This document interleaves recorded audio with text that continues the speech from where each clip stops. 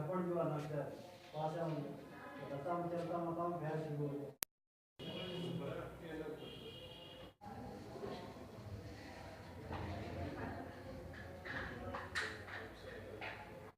चलते रहो बड़ो फैर भी चलते रहो बाद में बड़ो फैर शुरू हो गया अपना मकान बनाने का लगो अपना मकान में फिर बाद में दूजो आन गए एक मकान का आगे लगो फिर एक रसोई का प्राण लगो रसोई पर लगो रसोई टूट गया अंदर जा निकाल आके खैर की बड़ी परेशानी है हम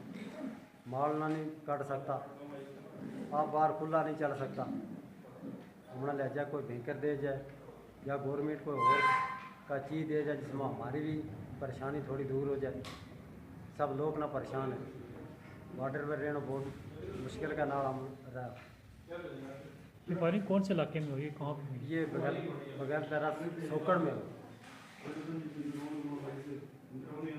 तो आए दिन फायरिंग होती है जैसे गाँव को डर है या क्या? गाँव को डर ही है जनाब फैर वह अंधाधुंध फैर वह पोस्ट टाइम पर लगा नहीं गाँव में लगा घरों पर लगा कोई आदमी चल नहीं सकता चला ता भी डर ही लगा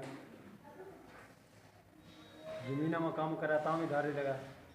खुल के कोई भी काम कर नहीं सकते गवर्नमेंट की तरफ हमने कोई बैंकर ला भेजे